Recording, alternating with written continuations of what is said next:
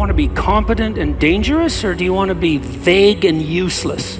It is definitely the case that there is no more exceptional form of the capacity to be dangerous than to be articulate.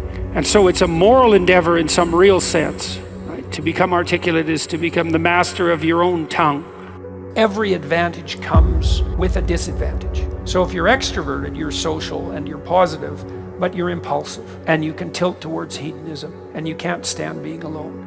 No matter where you land in the temperamental landscape, you're going to have your associated faults and temptations. You got a goal, and you'll see that as you progress towards the goal, there'll be obstacles that emerge, and some of them you don't want to confront. That's why it's useful to order your room. Chaotic room makes you anxious. Why? Too many pathways, man. People don't really repress the things they don't want to face, they just fail to unpack them. You want a horizon of ever-expanding possibility. We're built to walk uphill, and when you reach the pinnacle of the hill, you want to stop and appreciate the vision, but the next thing you want is a higher hill in the distance. Beware of unintended consequences. It's like, oh no, this thing will just do what I want it to do and nothing else. It's like, no, it turns out that not only is what we want from each other the real thing, but that's also the adventure of your life.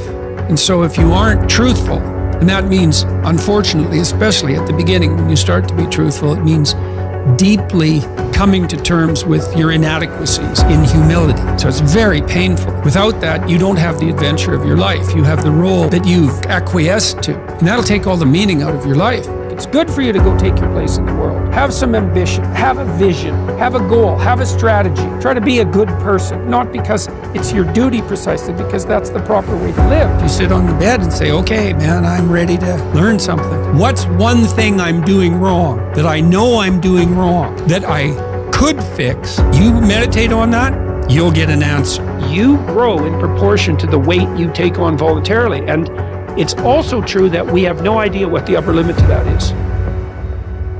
It's from the uphill climb that we derive our value, and I mean this technically. So almost all the positive emotion we feel, especially the emotion that fills us with enthusiasm, and that's experienced in relationship to a goal. And so in some sense, you want a goal that you can never attain. So you can always move closer to the goal that recedes as you move towards it. You think, well, that's frustrating. It's like Sisyphus pushing the rock uphill.